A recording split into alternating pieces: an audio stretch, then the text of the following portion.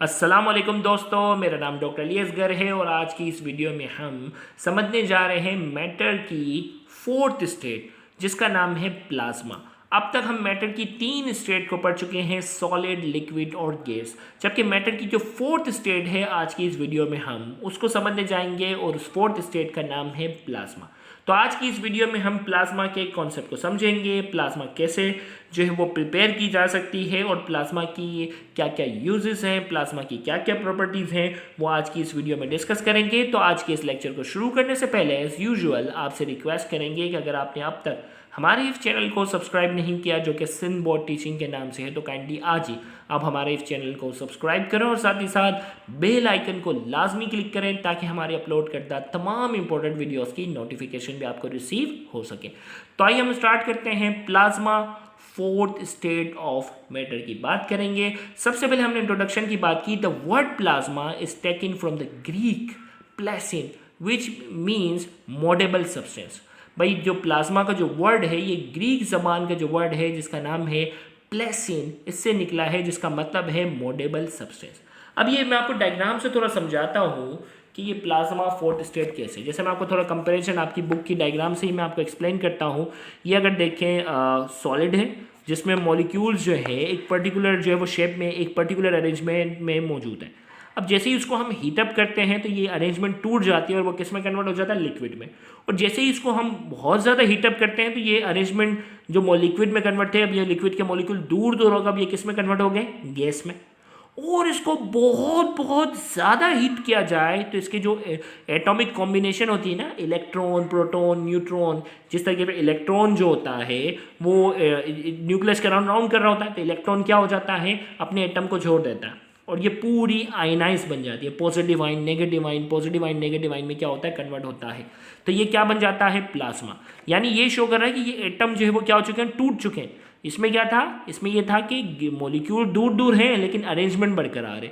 Nucleus centre में electrons के गिर्द क्या कर रहा है, रिवॉल्व कर रहा है। लेकिन यहाँ हमने इतनी ज़्यादा एनर्जी दे दी कि इलेक्ट्रॉन ने क्या कर दिया, अपने न्यूक्लियस को छोड़ दिया है। इलेक्ट्रॉन अलग मूव कर रहा है, इलेक्ट्रॉन अलग मूव कर रहा है। इसका न्यूक्लियस जो कि पॉजिटिव आयन की शक्ल में क्या कर रहा है, अलग मूव कर रहा है। Positive ion, negative ion, positive ion, negative, ये पूरे चार्ज वाली जो चीज़ें हैं ये कहलाता है प्लाज्मा। क्या कहलाता है, प्लाज्मा।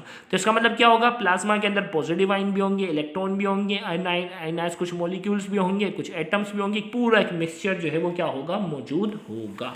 तो यहाँ हमने प्लाज्मा की अगर हम बात करने जा रहे हैं कि प्लाज्मा दर हकीकत क्या है, तो पहले definition, the mixture of positive ions, electrons, unionised molecules and atom is known as plasma. Plasma दर हकीकत क्या है, पॉजिटिव आयंस, इलेक्ट्रॉन छोड़ गए थे ना, अपने एटम को छोड़ गए थे तो पीछे पॉजिटिव आयन बच गए थे, तो पॉजिटिव आयन इलेक्ट्रॉन्स का मिक्सचर है, अनआयनाइज्ड कुछ मॉलिक्यूल्स भी होंगे, कुछ एटम्स होंगे, एक पूरा मिक्सचर होगा, उसे हम नाम दे रहे हैं प्लाज्मा का।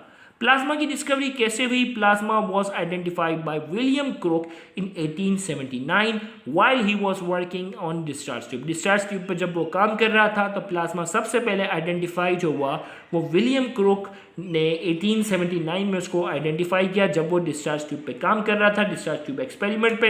He called it radiant matter. उसने उसको क्या नाम दिया, उसने उसका नाम रखा radiant matter.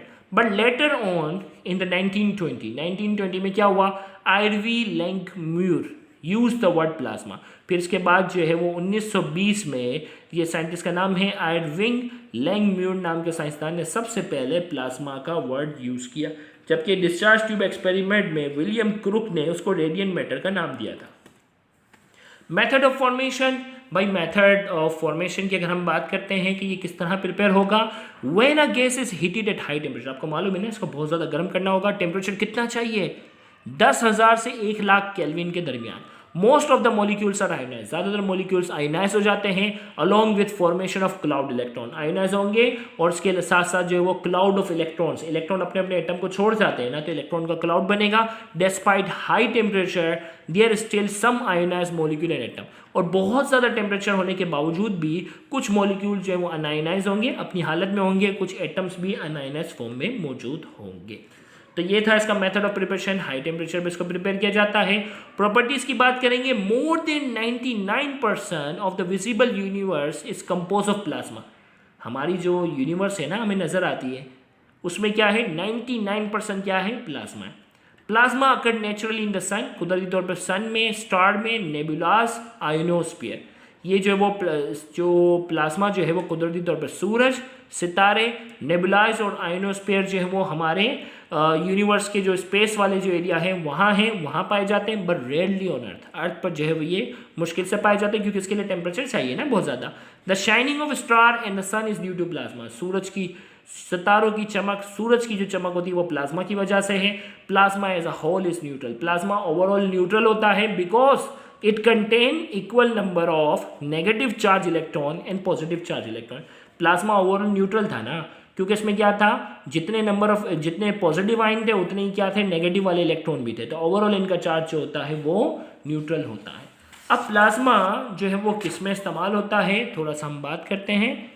It is use in television and computer chips, computer chip और टेलीविजन में इस्तेमाल होता है। Plasma is use in rocket propulsion, rocket को धकेलने में मदद देता है। क्लीनिंग द एनवायरनमेंट, माहौल को क्लियर करने में। डिस्ट्रॉइंग बैक्टीरियल हैजर्ड्स, जरासीम को मारने में। एंड हीलिंग ऑफ वुंड्स, जख्म को भरने में भी मदद देता है। जरासीम को मारेगा, जरासीम कम होंगे तो जख्म तेजी से भर सकेगा ना। It is use in laser and lamp, laser के अंदर लैंप्स में इस्तेमाल होता है। It is use in sterilisation of some medical product, कुछ मेडिकल प्रोडक्ट्स जो हैं उसकी स्टेलाइजेशन यानी उस पर जरासीम को मारने के लिए जो वो प्लाज्मा का अप्लाई किया जाता है ताकि वहाँ क्या हो जाए, जरासीम मर जाए। तो आज के इस लेक्चर में हमने प्लाज्मा का इंट्रोडक्शन, इसकी डिस्कवरी, इसकी डेफिनेशन, इसके मेथड ऑफ फॉर्मेशन, इसकी प्रॉपर्टीज़ और इसकी यूजेस को हमने आज की इस वीडियो में डिस्कस किया। उम्मीद करते हैं आज का ये लेक्चर आपके लिए इन्फॉर्मेटिव होगा। Thank you very much. अल्लाह हाफ़िज़।